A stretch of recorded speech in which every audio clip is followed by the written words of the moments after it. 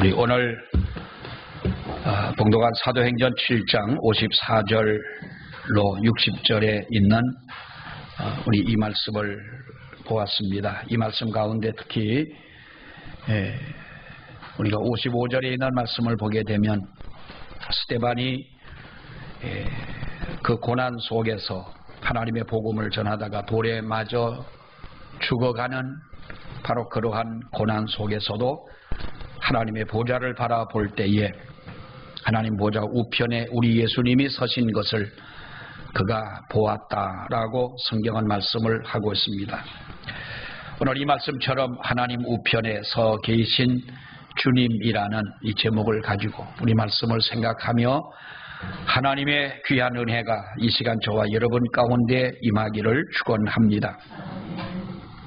우리가 세상을 살다 보면 답답한 일을 만날 때가 있고 또 뜬모를 억울함을 당하는 그런 경우가 있습니다.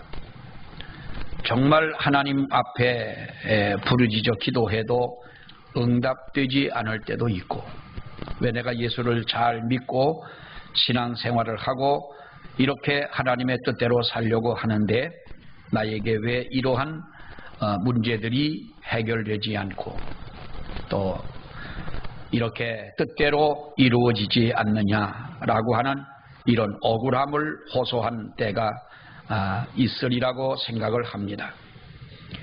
내가 무슨 잘못을 해서 어려움을 당하거나 나의 잘못을 통해 하나님이 징계하신다면 차라리 우리는 그것을 이해할 것입니다. 우리 죄를 짓고 그 감옥에 들어가는 사람들이 가끔 우리는 그런 말을 하는 것을 봅니다. 내가 죄는 아주 달게 받겠다라는 이런 표현을 합니다마는 정말 우리가 나의 잘못이라고 생각한다면 또 내 잘못으로 인하여 그와 같은 결과가 생겨졌다고 한다면 차라리 이해를 하겠지만은 내가 잘못한 것이 없을 때에 또 내가 억울함을 당할 그러한 일을 행하지 아니했을 때에도 또 우리는 하나님을 믿으면서 믿음으로 살아가는데 정말로 믿는 우리 성도들에게 하나님이 형통한 그러한 복을 주시지는 않을 망정 정말로 우리들이 어려움을 겪고 나아가게 될 때에 어려움을 겪을 때에 우리는 고난을 당하면서도 그 고난의 이유를 잘 모르는 경우가 더러 있음을 체험하게 될 것입니다. 여러분, 그러면 정말로 우리는 당황스럽고 또 그러면 아마도 억울하다고 이렇게 생각할는지도 모르겠습니다. 만약에 특별히 잘못한 게 없는데 뜻밖의 고난이 닥쳐오는 그러한 경우에 우리는 신앙의 회의도 생길 수가 있습니다. 가끔 우리는 그런 분들을 보죠. 제가 참 실망스럽다기보다는 안타까운 일은 몇 번 말씀을 드렸습니다마는 예수를 처음 믿고 아주 그 예수를 믿기 어려운 그런 가정인데 예수를 믿고 나왔습니다. 예수를 믿으러 교회를 나왔습니다. 한 달 동안 교회를 다니셨는데 예수 믿고 교회 나와 한 달 만에 인삼 농사를 하는데 인삼밭에 도둑놈이 들어가지고 하필 그 집에 인삼을 캐갔습니다. 제가 말씀을 드렸죠. 도둑놈 중에 제일 나쁜 놈은 남의 인삼 캐가는 놈입니다. 여러분, 그 작은 종삼을 심어가지고 1년 동안 키워가지고 밭에서 6년근을이라고 한다면 5년 동안 그 얼마나 애지중지 기르겠습니까? 그런데 그 인삼을 캐가버리면 여러분 5년 농사는 헛하는 것 아닙니까? 5년 6년을 헛탕을 치는데 아주 나쁜 도둑놈 중에 나쁜 놈은 인삼 도둑놈. 예수를 믿고 한 달 동안 교회를 왔는데 왜 하필이면은 그 집 걸 캐갔으며 그래서 그 집에 교회를 안 나와 신방을 갔습니다. 그랬더니 억지로 누가 전도를 해가지고 예수 믿겠다고 나왔는데 안 나오는 겁니다. 신방을 갔더니 세상에 목사님 이런 일이 있을 수가 있습니까? 이때까지 내가 평생 인삼 농사를 지어왔지만은 인삼 도둑놈이 한 번 들어온 것도 없는데 교회를 가고 나서 도둑놈이 들어왔다. 지금 같으면 뭐 이렇게 저렇게 위로도 하고 얘기도 해줄 수가 있겠지만 그 젊은 나이에 참 제가 너무 당황스러운 거예요. 도둑놈 욕만 나오고. 왜 하필이면 예수 믿으려고 하는 이 집에 이런 일이 생겨졌을까? 사랑하는 여러분, 그런 일이 아니더라도 우리는 신앙의 회의가 생겨지고 하나님은 도대체 어디 계시느냐? 여기까지는 괜찮지만은 하나님이 정말로 계시느냐 안 계시느냐? 하나님이 만약에 계신다면 나의 이 억울함과 나의 이 되어지는 모든 일들이 어떻게 이렇게 될 수가 있겠느냐? 이런 의문이 누구에게나 생길 수는 있습니다. 여러분, 우리는 그럴 때 조심해야 되는 줄로 믿습니다. 만일 신앙의 회의에 우리가 말려들게 되면 훨씬 더 큰 고난의 소용돌이에 빠질 수밖에 없기 때문에 그렇습니다. 그러나 반대로 우리가 정말로 하나님 앞에 정신을 차리고 신앙을 다잡고 모든 것이 하나님의 섭리요 하나님의 뜻이라고 생각을 하고 믿음으로 기도하고 바르게 믿으려고 애를 쓰고 나아간다면 하나님은 그 억울함과 고난스러움과 정말로 우리의 당황스러운 모든 현실을 하나님은 역전의 승리를 거둘 수 있도록 인도해 주실 줄 믿습니다. 여러분, 우리가 대표적으로 욥이라고 하는 사람을 보십시오. 그는 신약 성경과 구약 성경을 통틀어서 어떻게 보면 예수님을 제외하고 가장 큰 고난을 당한 사람이 성경에서 누구냐? 그러면 당연히 우리는 욥이라고 말할 것입니다. 도저히 이해가 되지 않는 그런 극한 고난을 그는 당했습니다. 그래서 그를 가지고 우리는 고난의 대명사가 마치 된 이 사람이 바로 욥이었습니다. 그런데 여러분, 욥기서 1장에 보면은 욥을 뭐라고 말합니까? 그런 동방의 의인이라고 말을 했습니다. 어떻게 살아왔는지 대충 짐작이 갑니다. 그는 또 하나님의 많은 복을 받은 여러분 거부였습니다. 돈이 많은 사람입니다. 스라에 7남 3녀의 자녀를 두었습니다. 그리고 많은 종들이 있습니다. 그들의 양떼와 소떼를 거느리는 종들이 필요했기 때문에 정말로 많은 종들이 그에게 있습니다. 무엇으로 보나 다복한 사람이요, 행복한 사람이요, 복을 받은 사람이요, 존귀한 사람이었던 것입니다. 여러분, 그런데 그렇게 행복하게 살던 욥에게 어느 날 재난의 태풍이 불어왔습니다. 불의의 사고로 하루아침에 7남 3녀나 되는 자녀들이 한꺼번에 여러분 죽음을 당하지 않습니까? 가지고 있는 모든 재물을 빼앗기지 않습니까? 그리고 어떻게 됩니까? 욥이라고 하는 사람의 몸에 병까지 얻게 됐습니다. 여러분, 이쯤 되면 한번 상상을 해보십시오. 뭐 좋은 상상은 아니지만은 만약에 나의 입장에서 그러한 일을 당하게 된다면 나는 과연 그것을 이기고 일어설 수가 있겠느냐? 여러분, 근데 문제는 그 고난 자체보다도 힘든 것은 도무지 그 이유를 알 수 없다는 겁니다. 왜 이러한 고난이 욥에게 왔느냐?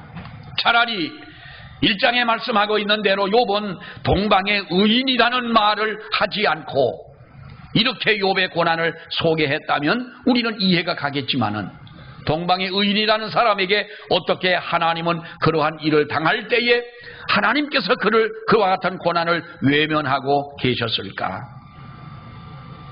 옆에서 그의 아내가 뭐라고 말합니까? 여러분, 극한 고난 가운데서도 여전히 하나님을 찾는 욥을 보면서 그는 바가지를 긁습니다. 욥기 2장 8절 9절에 있는 말씀을 보게 되면 욥이 제 가운데 앉아 질그릇 조각을 가지고 몸을 긁고 있을 때 몸에 질병이 나서 정말로 참을 수 없는 가려움에 깨어진 질그릇 조각을 가지고 몸을 긁고 있는데 그의 아내가 와서 위로는 못할 망정 뭐라고 말합니까? 당신이 그래도 자기의 온전함을 굳게 지키겠느냐? 하나님을 욕하고 당신 죽으라는 겁니다. 하나님을 욕하고 죽어라. 이런 상황에서 하나님 소리가 나오냐? 그 말이지요. 당신 지금 정신 좀 차려봐라. 차라리 하나님을 욕을 하고 당신이나 나나 죽는 게 낫지, 이런 상황에서 하나님 소리가 나오느냐. 여러분, 기를 쓰고 다투며 욕하는 이것을 사전상으로 말하기를 악다구니라고 해요. 악다구니를 쓴다. 악다구니라는 말이 뭐라고 그랬어요? 기를 쓰고 다투고 욕하고 하는 것이 악다구니라고 해요. 우리 옛날에 그런 말을 썼잖아요. 그야말로 욥의 아내가 자기 병든 남편, 물론 슬픔이야 같다고 하겠지만은, 또 모든 재산을 잃어버릴 허무함이야 같다고 하겠지만은, 병들어 그 질그릇 조각을 가지고 몸을 긁고 있는 자기 남편에게 이렇게 악다구니를 쓰고 있는 것입니다. 여러분, 그쯤 되면 우리는 그러한 고난, 그러한 상황을 만나보지는 않았지만은 아마도 돌아버릴 지경일 것입니다. 사람이라면 아마도 돌아버릴 지경일 것입니다. 여러분, 하지만은 중요한 사실이 있습니다. 그런다고 만약에 그렇게 해서 하나님을 저주하고 죽어버린다면, 만약에 돌아버린다면, 여러분, 그것은 또 무슨 유익이 있겠느냐는 겁니다. 이해는 가지만은 믿는 우리들이라면 그러한 반응을 보이는 것은 불신앙적인 것이요, 자기에게 손해만 더 입는 것이고, 이것은 정말로 어느 누구에게나 본이 되지 못하는 행동인 것을 우리는 잘 압니다. 성도는 이럴 때에 신앙의 진면목이 나오는 법인 줄로 믿습니다. 편안할 때 누가 예수를 못 믿겠습니까? 감사한 일들이 많을 때 누가 여러분 예수님을 잘 못 믿을 사람이 어디 있겠습니까? 욥은 어떻습니까?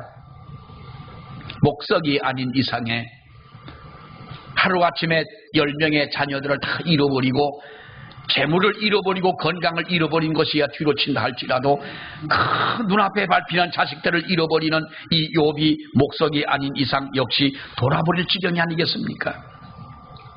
그러나 그래도 그는 하나님의 존재를 부정할 수가 없는 것. 그래도 하나님은 살아계시지 않느냐. 고난의 이유는 알 수가 없지만은 그렇다고 하나님이 안 계신 것은 아니지 않느냐. 하나님이 허용한 것이기 때문에 이러한 일들도 가슴 아픈 일이지만은 이루어진 것이 아니겠느냐. 욥기 2장 10절에 보면 이렇게 말합니다. 자기를 저 하나님을 저주하고 죽으라는 그의 아내를 향하여 그가 이르되 그대의 말이 한 어리석은 여자의 말과 같도다. 우리가 하나님께 복을 받아 선적 화도 받지 않겠느냐 하고 그 모든 일에 욥이 입술로 범죄하지 아니하니라. 결코 하나님을 원망하지 않았다는 것입니다. 여러분, 나중에 하나님의 뜻을 깊이 깨닫고 더 성숙한 신앙으로 그는 굳게 서는 것을 볼 수가 있습니다. 욥기서를 읽어보면은 그 1장에 있는 고난을 당하는 이 욥에서부터 마지막 42장까지 말씀을 읽어보십시오. 그를 찾아와 위로한다고 하는 친구들도 그렇지 않습니까? 여러분, 사람이 그렇습니다. 누구라도 어떤 사람이 어려움을 당하게 된다면, 예를 들어서 잘 나가던 어떤 기업을 하는 사람이 망하게 됐을 때 부도가 났습니다. 그러면 그 부도가 나고 그 어려움을 당하는 사람을 안타깝게 생각하고 그를 위로해주고 정말로 다시 재기할 수 있는 용기를 주고 하는 것보다는 사람들은 둘러서서 뭐라고 말합니까? 마치 예언가처럼 내가 그놈이 그럴 줄을 알았다는 거예요. 내가 그럴 줄 알았다. 뭐 어떻게 했으니까 그렇게 됐지. 그를 위해서 위로해 주지는 못할 망정, 여러분, 그를 위해 비난을 하고 오히려 그 원인을 마침내 자기가 알고 있는 것처럼 이렇게 말하지 않습니까? 여러분, 욥이라고 하는 사람을 찾아온 친구들이 마침내 그렇습니다. 네가 이렇게 어려움을 당하고 고난당하는데 이유가 없을 수는 없지 않느냐는 거예요. 그 욥기서를 쭉 읽어보면 친구들과 욥의 대화로 되어져 있어요. 근데 한결같이 욥을 찾아와서 위로해 주겠다고 찾아온 친구들의 말은 전부 다 부정적인 거예요. 그러나 여러분 보십시오.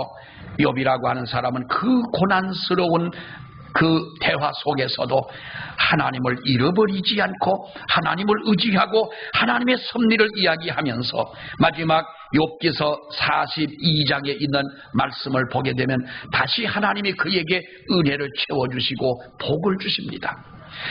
욥기 1장과 욥기 42장에 있는 이 말씀을 보게 되면 욥이 가지고 있는 재산 목록을 여러분 다시 보게 되면 꼭 2배입니다.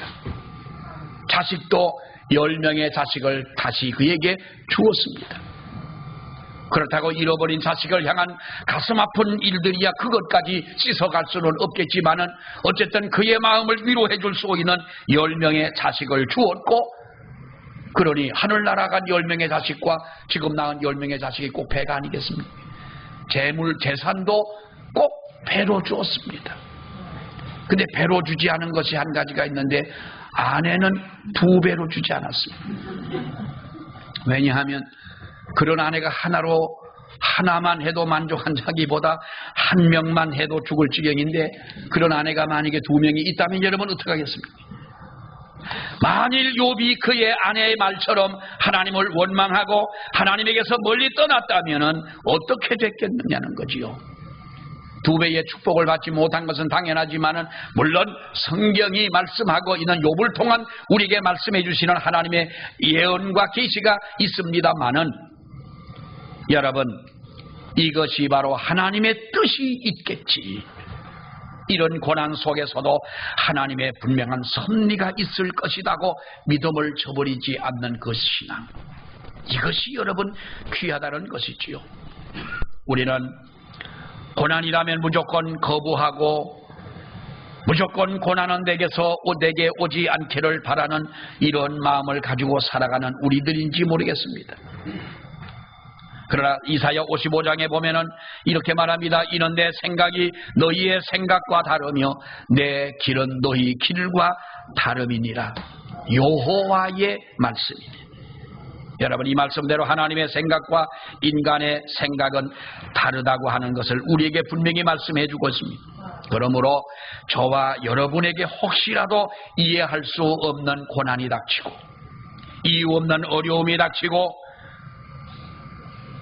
정말 하나님이 우리를 보호하고 지켜주고 어느 때보다도 하나님이 우리에게 하나님이 계시다는 사실을 알려주셔야 함에도 불구하고 하나님이 우리에게 침묵하고 계신다 할지라도 우리는 믿음을 지키고 하나님의 섭리를 바라보며 승리하는 저와 여러분이 되어야 할 줄로 믿습니다. 여러분, 본문의 말씀을 보십시오. 이 본문은 사도행전 7장에 있는 말씀에서 스데반이라고 하는 사람이 초대교회의 집사로 뽑힘을 받습니다. 그리고 그는 성령에 충만하여 나아가 하나님의 복음을 전합니다. 그러다가 그는 여러분 순교를 당하는 이 역사를 볼 수가 있는데 어찌 보면 기독교회 최초의 순교자입니다. 인간적으로 생각하면 그의 순교는 우리가 이해할 수가 없는 것입니다. 여러분, 스데반이라고 하는 사람이 어떤 인물입니까? 그는 정말로 훌륭한 사람입니다. 사도행전 6장 8절의 말씀을 보게 되면 그를 신앙과 활약에 대해서 분명히 말씀을 하고 있습니다. 은혜와 권능이 충만하여 큰 기사와 표적을 민간에게 모든 사람들에게 나타냈다는 겁니다. 은혜와 권능이 충만한 가운데 많은 기적을 행하며 하나님의 복음을 전하는 사람이었습니다. 여러분, 얼마나 훌륭한 사람입니다. 이런 사람은 교회에 꼭 있어야 되는 사람입니다.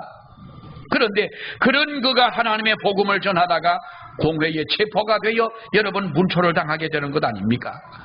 당시에 이스라엘의 공회라고 하는 것은 오늘날 우리가 일종의 국회와 같은 것입니다. 그러니까 공회의원은 국회의원과도 같은 사람이지요. 지금은 그렇습니다만 옛날에 국회의원, 공회의원이라고 한다면 이것은 대단한 권력을 가지고 있는 사람입니다. 그들에게 끌려가서 문초를 당합니다. 고문을 당합니다. 사도행전 6장 15절에 보니까 인간적으로 두려워하고 떨 법도 한데 공회 중에 앉은 사람들이 스데반을 다 주목하여 보니 그 얼굴이 천사의 얼굴과 같더라는 겁니다. 여러분, 정반대의 상황인 것이지요. 어떻게 끌려가서 신문을 당하고 문초를 당하는 이 스데반의 얼굴이 그를 고문하고 문초를 하는 공회원들이 볼 때에 그의 얼굴이 천사의 얼굴과 같았느냐. 이렇게 훌륭하고 귀한 인물이 여러분 죽음을 당했다는 것입니다. 이런 일꾼들은 오래오래 초대교회뿐만 아니라 하나님의 교회에 이러한 일꾼이 있다면 하나님은 그러한 사람을 특별히 보호해주고 지켜주고 하나님이 그를 통하여 영광을 받으셔야 하는 것은 분명합니다만은 인간적으로 생각을 하면은 어이가 없는 일이고 황당한 일이 아닐 수가 없습니다. 여러분, 당연히 우리는 이런 질문을 합니다. 주님, 그러면 그때에 무엇을 하고 계셨습니까?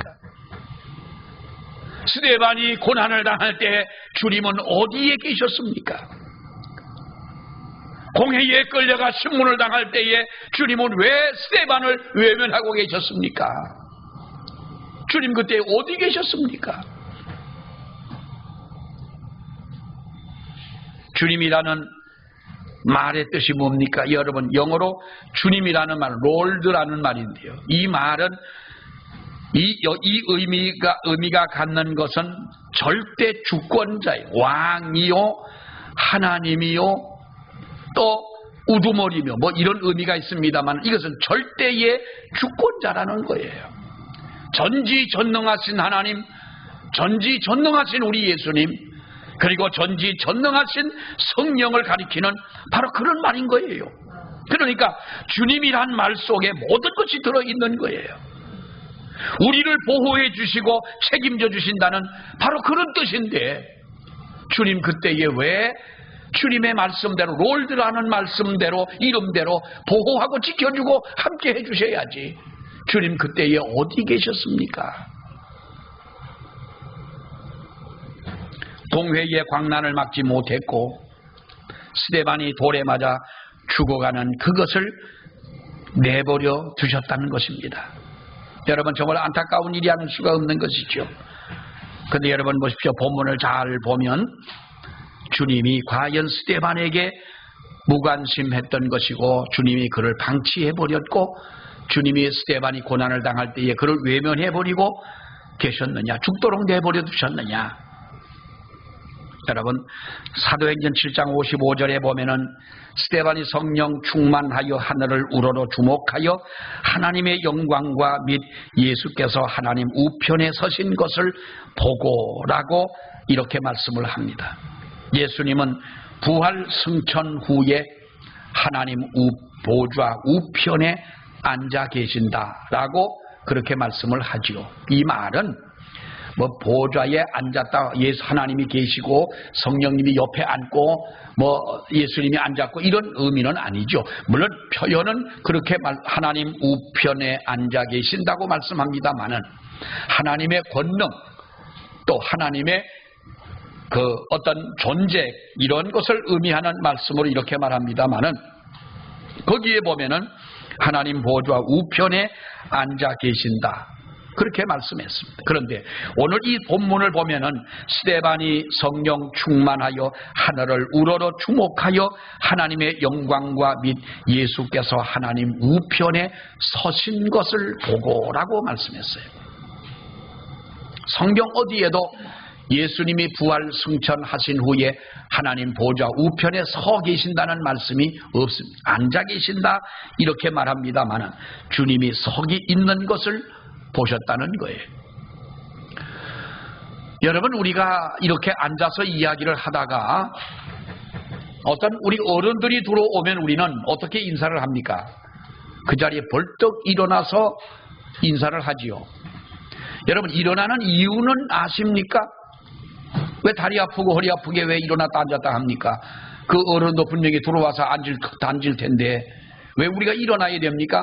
어른이시고 우리는 그 어른을 존경하고 그 어른을 사랑하고 또 그 어른을 영접하고 맞이한다는 의미에서 우리는 어른들 앞에 그런 행동을 하는 거지요.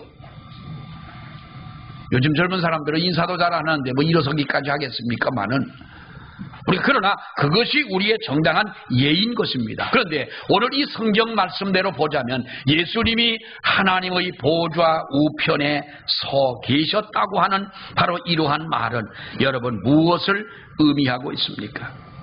스데반이 예수에 관해서 증거할 때에, 그리고 공회에 모인 유대인들이 이를 갈며 저주할 때에, 그리고 스데반을 성 밖에 내치고 끌어내요 돌멩이로 여러분 스데반을 쳐서 돌멩이가 날아오는 그런 상황에 우리 예수님은 일어서서 스데반이 고난당하는 것을 보고 계시더라는 거예요. 스데반이 성령 충만하여라는 말은 여러분 무슨 말입니까?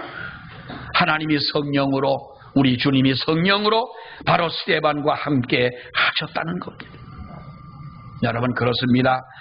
주님은 스데반을 보고 계셨고 성령으로 스데반과 함께 하셨고 또 하나님은 그의 마음에 위로를 주고 그를 돕고 계셨습니다. 격려하고 용기를 북돋워 준 것입니다. 그래서 그가 담대히 하나님의 복음을 전할 수가 있었던 것이고 어려운 고난 속에서 천사의 얼굴을 하면서 그는 바로 하나님 앞에 서 있을 수 있게 됐다는 것입니다. 그러고 보면 천사의 얼굴을 갖지 못하고 살아가는 우리들은 무엇이 부족한 것입니까? 성령이 우리에게 부족한 것입니다. 은혜가 부족한 것입니다. 성령이 부족하다 이 말이 조금 어폐가 있기는 합니다마는 우리가 진정 하나님의 은혜를 받은 자요 하나님의 성령을 받은 자라면 저와 여러분들도 이와 같이 천사의 얼굴로 살아가는 우리들이 돼야 할 줄로 믿습니다. 여러분, 스데반이 죽게 된 것은 이것이 너무한 게 아니냐. 그래도 어떻게 이 초대교회에 스데반 같은 그 집사를 이렇게 죽게 내버려둘 수 있느냐. 우리는 볼멘 소리를 할 수가 있을 것입니다. 그런데 여러분, 결과를 보십시오. 주님은 스데반의 순교를 통해 더 큰 일을 하신 것을 봅니다. 스데반의 순교는 실패가 아닙니다. 스데반의 순교는 위대한 승리였습니다. 여러분, 그가 죽고 사도행전 8장 1절 말씀부터 전개되는 이 말씀을 보게 되면 그 후에 어떤 일이 벌어집니까? 사울은 그가 죽임당함을 마땅히 여기더라. 그날에 예루살렘에 있는 교회에 큰 박해가 있어 사도 외에는 다 유대와 사마리아 모든 땅으로 흩어졌다. 성경은 이렇게 말하지요. 다시 말하면 스데반 순교 직후에 복음이 확산되어진 것을 볼 수가 있습니다. 그 당시 여러분, 예루살렘 교회는 주님의 지상 명령을 제대로 수행하지를 못했습니다.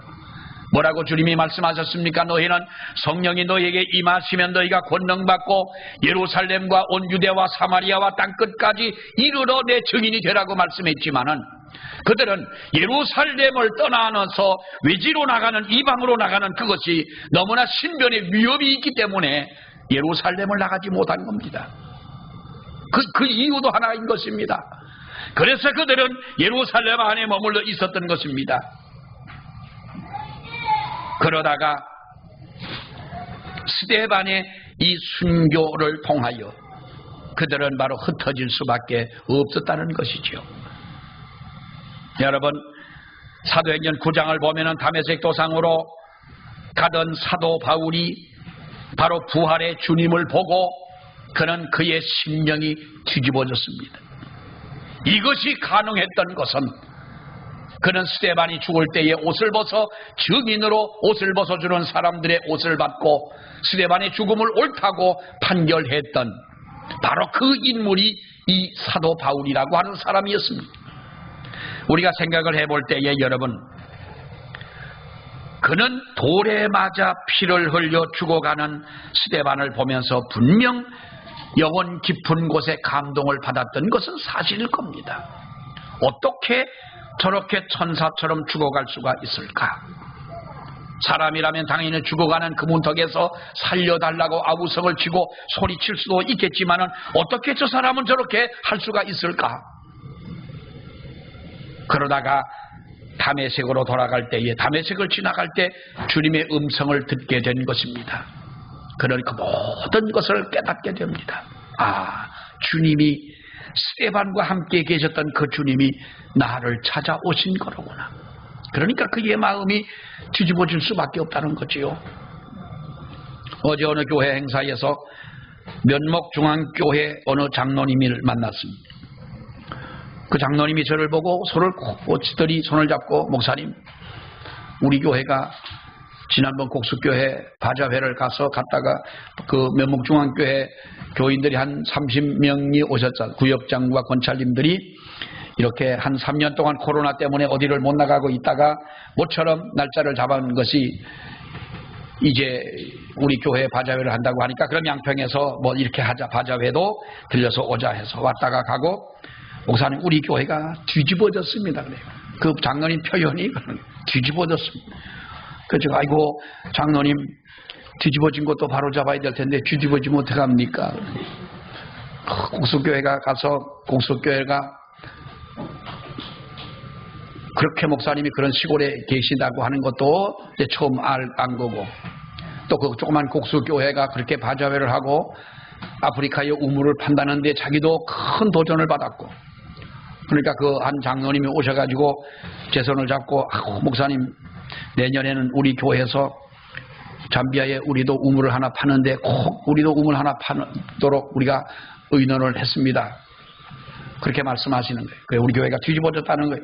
어떻게 얼만큼 뒤집어졌는지는 잘 모르겠으나, 사랑하는 여러분, 우리가 어떤 때 뒤집어진다고 그러잖아요. 나의 마음 속에 가지고 있었던 그 밑창까지도 다 드러나게 되는, 이것이 주님을 만난 사도 바울의 그 마음이었던 거예요. 그렇게 스데반도 믿었던 것이지요. 그래서 고대 신학자였던 어거스틴이 이렇게 말을 했습니다. 기독교회는 스데반의 기도 덕분에 사도 바울을 얻은 것이다 그랬어요. 그가 그렇게 그런 말씀을 했어요. 여러분, 스데반의 순교 이후에 어떻게 됩니까? 유대를 넘고 예루살렘을 넘고 유대를 지나서 사마리아로, 아시아 각 지역으로, 그리고 사울이 바울로 변화하면서 아시아를 넘어 유럽까지 하나님의 복음이 전파되게 됐고, 세계를 지배하던 로마까지도 하나님의 복음이 들어가게 되지 않습니까? 엄청난 일이 일어났던 것입니다. 요한복음 12장 24절 말씀처럼 진실로 진실로 너희에게 이르노니 한 알의 밀이 땅에 떨어져 죽지 아니하면 그대로 있고 죽으면 많은 열매를 맺느니라. 여러분, 그렇습니다. 우리가 힘든 고난에 처할 때에 주님은 도대체 어디 계셨습니까? 내가 눈물 흘릴 때에 주님 어디 계셨나요? 내가 그렇게 답답한 일을 당할 때, 내가 가슴을 치고 답답해 할 때에 주님은 왜 나에게 음성을 들려주지 않았나요? 내가 아파 고난 속에 신음할 때에 주님 그때에 과연 계셨습니까? 우리는 인간이기에 아마도 이러한 생각을 할 수 있을 것입니다. 아니, 누구라도 이 생각을 여러분 안 할 사람이 누가 있겠습니까? 그러나 주님은 우리에게서 멀리 계셨던 것이 아니라 바로 우리를 보고 계셨고, 스데반의 돌로 맞아 순교를 당하는 그 모습을 보면서 주님은 바로 그 자리에 일어나 그 스데반을 바라보는, 여러분, 우리가 그와 같은 역사를 지금도 주님은 그와 같이 우리와 함께해 주신다고 하는 사실인 것입니다. 유명한 피아니스트인 라울 소사라고 하는 피아니스트가 있습니다. 이분이 오래전이긴 합니다만 우리 한국에 와서도 내한 공연을 한 적도 있습니다만은 아주 유명한 피아니스트인데, 이분은 왼손 하나만 가지고 피아노를 치는 라울 소사라고 하는 피아니스트입니다. 그는 그의 별명이 황금의 왼손 피아니스트다. 인터넷 치면 여러분 다 나옵니다. 근데 그는 아르헨티나 태생인데 캐나다에 이제 귀화를 해서 몬트리올 음악원 교수로 지내면서 바로 그런 아주 이렇게 정말로 남부럽지 않은 이런 인생을 사셨습니다. 5살 때에 피아노를 시작했는데 10대 초반에 이미 피아노와 오케스트라를 위한 여러분 곡들 그리고 실내악 곡들을 이렇게 작곡을 할 만큼 아주 큰 잠재적 능력을 가지고 있는 사람이었고 20대가 되어서는 피아니스트와 그리고 지휘자로 명성을 날리던 바로 그였습니다. 그런데 그런 어느 날 불의의 사고로 거의 죽음 직전까지 갔었는데 생명은 살았지만은 목숨은 살았지만은 그는 피아니스트로의 치명적인 왼손이 마비가 돼서 왼손을 쓸 수 없는 이런 사람이 됐습니다. 여러분, 우리 왜 TV를 보다 보면 광고할 때 아름다운 손이 나와가지고 그 여자분들 왜 그 무슨 목걸이 같은 거 이런 거 광고할 때 보면 손이 아주 예쁩니다. 그런데 저 목걸이를 걸고 있는 그 여자 손인가 보다 했는데 나는 완전 아주 사기를 당했습니다. 그 손은 딴 사람 손이더라. 손 모델만 있더라고요. 손 모델만 있는데 뭐 여러분 아시겠죠. 얼마나 손이 예쁘면 손만 못 나가서 참 그 사람도 꽤 억울할 거예요. 여기만 나가고 여기는 안 나가니까. 여기 나가면 또 곤란한 부분이 있나 보죠. 그러니까 손만 하는데 한번 TV에서 제가 한번 봤습니다. 오래전이긴 합니다만은 이 손 모델이 나와서 하는 말이 자기는 밥 먹고 설거지 안 한대요. 손이 생명이니까. 그런 목이 생명이 아니요. 그런 목은 잘라줘도 살 것 같아. 그러니까 손이 잘라지면 못 살아. 그러니까 손이 마침내 거칠어질까봐 설거지도 안 하고 손 힘쓰는 일도 안 하고 애지중지 기억나는 거예요. 피아니스트 여러분 마찬가지예요. 성악을 하는 사람들 보세요. 잡다한 잡음 이런 길 까면서 이야기 잘 안 해요. 성대가 망가질까봐. 오른손을 아끼던 사람이 오른손이 교통사고로 마비가 돼서 연주할 수가 없을 때 여러분 이 사람이 얼마나 좌절을 했겠어요. 웬만하면 여러분 좌절하고 말지요. 우리나라 사람들 보시죠. 툭하면 연예인들이 요즘은 뭐 방송에도 잘 안 나옵니다만은 그저께 한번 뉴스를 어떤 인터넷 뉴스를 보니까 29살 되는 그 예쁜 배우가 스스로 목숨을 끊었다는 거예요. 사진을 보니까 너무 예쁘게 생긴 거예요. 죽는 사람의 마음이 오죽하면 그런 결단을 했겠느냐고 생각하겠지만은 여러분 그것이 얼마나 안타까운 일이에요. 이 사람도 그럴 수밖에 없는 사람이지만은 한 손을 잃어버리고 절망 속에 있을 수밖에는 없지만은 그러나 왼손으로 연주할 수 있는 독특한 기법을 연마를 하고 왼손 하나로 연주할 수 있는 곡들을 자기가 직접 작곡을 해가지고 왼손 한 손을 가지고 피아노를 칩니다. 저도 그 분의 라울 소스가 치던 그때의 그 모습이 여러분 기억이 납니다. 하나님이 도와주지 않는다면 우리는 아무것도 할 수가 없는 줄 압니다. 어려운 한 해를 지나오면서 개인적으로 가정적으로 우리가 힘들고 어려움이 있었지만은 그때 주님은 나에게서 멀리 계시고 나를 돌아보지 않으시고 외면하고 계시고 나를 방치해 두시는 그런 하나님이 아니라 성도가 피 흘리고 성도가 고난을 당할 때에 그 자리에 일어나 그를 바라보며 성령으로 함께 하시는 그 주님. 우리는 그때 주님 어디 계셨습니까? 라고 반문하기 전에 하나님 우편에 서신 그 주님 지금도 우리와 함께 해주심을 감사하면서 우리가 그 주님 더욱더 의지하고 또 남은 한 해 동안 이 한 달밖에는 남지 않았습니다만은 이 남은 한 달 동안도 하나님 앞에 더욱더 가까이 하는 저와 여러분이 되시기를 주의 이름으로 축원합니다. 기도하겠습니다. 하나님 은혜 감사합니다.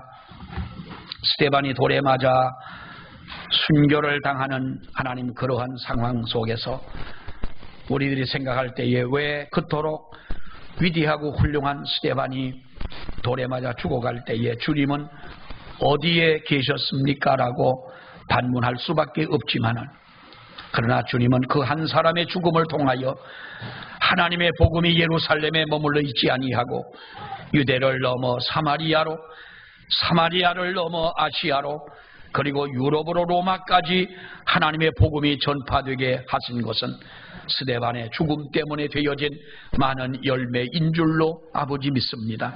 우리도 주님의 하나님의 미랄이 되어 아버지의 거룩한 영광을 드러내며 많은 결실을 맺는 역사가 있도록 하나님 도와주시고, 우리가 어려움을 혹 당하더라도 원망하지 않고 불평하지 아니하며 우리와 함께 하시는 그 주님을 발견하는 우리 모두가 되게 하여 주시옵소서. 예수님 이름으로 기도하옵나이다. 아멘.